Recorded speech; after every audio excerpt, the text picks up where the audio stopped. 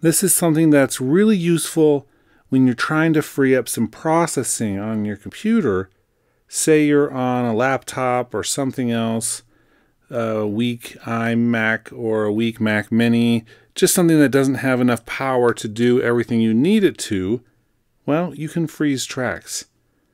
Now, if you're not seeing the freeze track option, let's pull this up a little higher. We can turn it on and off right here. So that's the freeze option. And then it'll look like a little snowflake on any of the tracks where it's a possibility. And I say where it's a possibility because it's not always a possibility. Let's look at a couple of the different situations. So you can see at the very top here that it's not a possibility. We don't have a freeze. But the next one down we do. So what's the difference between those two? Then for the new two tracks down below that, we have two different track stacks, and it's not available for either one. Matter of fact, we have 3 of them total here. But for the individual voices on this track stack, it is there. And you'll see that it is there for any of the sub tracks as well. So you can't freeze the overall track stack, but you can freeze the individual ones. And that's kind of what this drummer is here. Let's go into the actual library for this. So you can see this one is Kyle. And then down here, this one is the After Party. Drum Machine Designer. So what I'm kind of getting the sense with this one is that it's similar to a track stack in how it's organized, even though it's not showing up that way. And you can see right down here, it's not exactly a track stack. What it is a multi-output track. So you have all these different outputs from the same instrument. And so you can't actually freeze that because there's too many different outputs going on simultaneously. But this one here doesn't have the multi-output at all. So not for this one here and any other multi-output or producer kits that have all the outputs, you wouldn't be able to freeze those either. So what does freezing do? Takes the file and renders it into a new audio file. That way it'll take off any of the effects which are there. Let's freeze these two.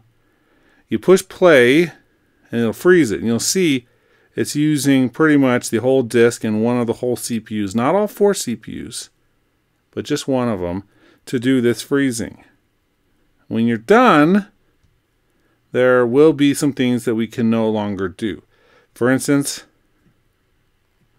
I can't change where the location is or edit things without unfreezing it.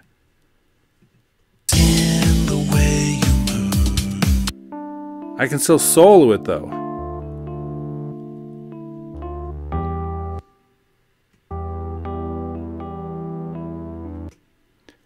We can also, let's close this and come to our actual track over here. You'll see that I can still send things out. But if I want to come down and make some changes, well, let's do it on the actual frozen track. You'll see that it has a little snowflake, and I can't do anything with that.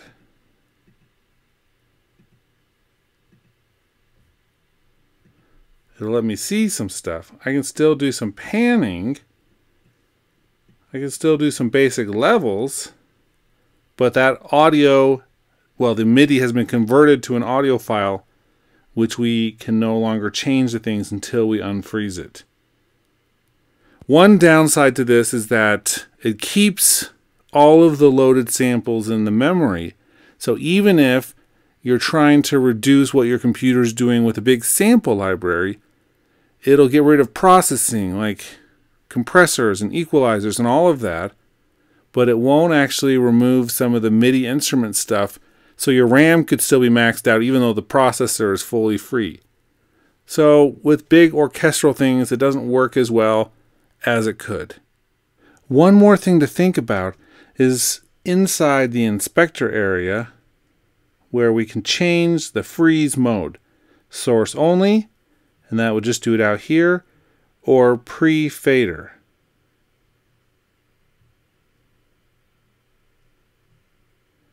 So the difference being, are we going to take this without the effects, which is source only, or are we going to take it all the way up to the fader, which means all of the effects? And so typically we want to do this pre-fader so that it removes all the processing. But sometimes, say you're doing sculpture or alchemy, and it's a very intense instrument, that will pull a lot of that processing off of your computer and actually make your computer more usable. So some of the settings with sculpture, if you're doing highly realistic ones with the body attached at a high level, that can take up almost an entire CPU playing with a bunch of notes. So you might want to use freeze after you have that programmed. Thanks for watching. If you made it this far, you should really consider becoming a patron. But no matter what, share, like, subscribe, tell your friends, send this to your mom, everybody. Thanks for watching, everybody.